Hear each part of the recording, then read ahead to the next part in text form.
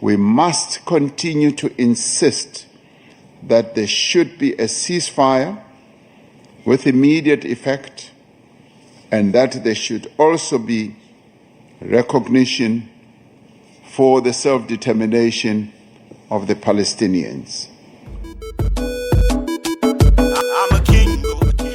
As the newest member of the BRICS family, Ethiopia is prepared to engage constructively in fostering a multilateralism that serves both developed and developing nations, anchored in the principle of equity.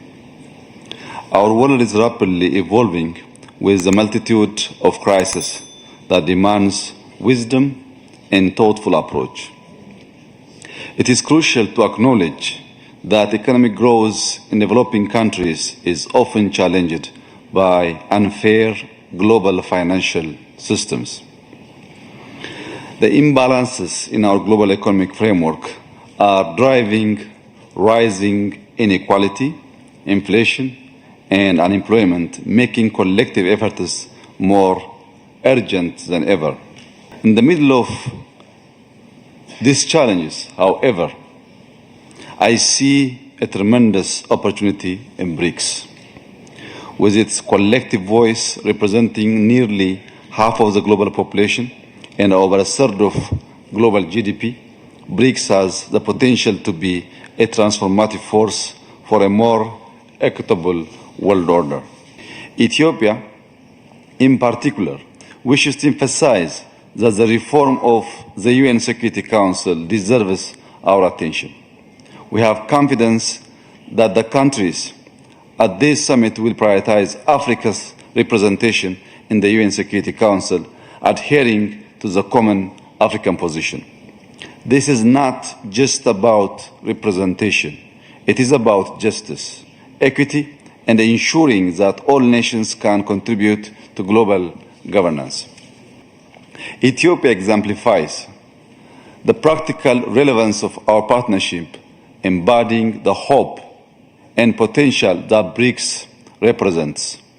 Our nation, now the third largest economy in sub-Saharan Africa, is endowed with a young and dynamic workforce, vast arable land, and abundant renewable energy resources. These assets present unparalleled opportunities for investment and trade, and our ongoing macroeconomic reforms have unlocked new avenues for growth.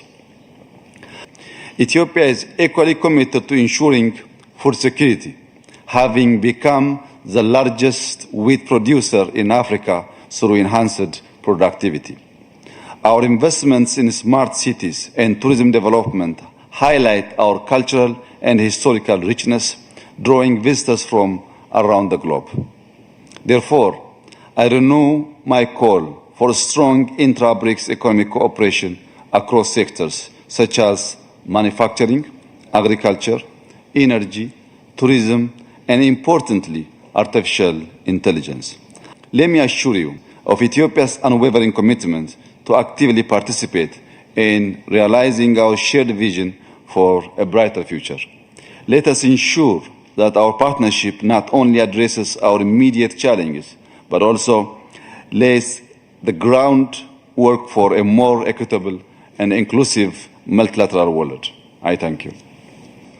This, the 16th BRICS Summit in this beautiful city of Kazan. It is fitting that we hold the BRICS Summit in a city that is so rich in heritage and culture as we embrace this new chapter in BRICS as an expanded family of countries equally rich in history, culture, and capability. Our story as the BRICS countries is a story of solidarity, of mutual respect and mutual benefit. BRICS is an inclusive formation that has the ability to change the trajectory of the global South. We must realize the full potential of our economic partnership to ensure sustainable development for all. and not just for some.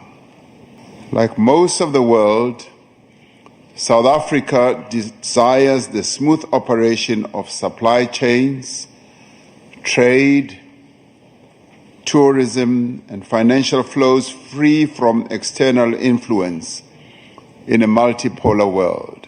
Working together, the BRICS family has an important role in addressing the key challenges of the Global South in partnership with like-minded emerging market economies. We look forward to the report that will be given by our finance ministers and central bank governors on the use of local currencies in international trade and financial transactions between BRICS members and their trading partners. For us, inclusive growth means, amongst other things, prioritizing women-led businesses. In this regard, we acknowledge the diligent work of the BRICS Women's Business Alliance to unlock economic value between the BRICS countries for the development, growth, and sustainability of women-owned businesses. As South Africa, we remain committed to a just transition to a low-carbon economy. We are committed to the reduction of global emissions, guided by the principle of common but differentiated responsibilities and respective capabilities. While countries with developing economies remain severely impacted by climate change, they have contributed the least to the current climate crisis that the world is experiencing. It is therefore vital that industrialized nations honor their climate commitments and ensure a just and equitable transition. We have called for the recalibration of trade rules to enable industrialization. The WTO must be reformed.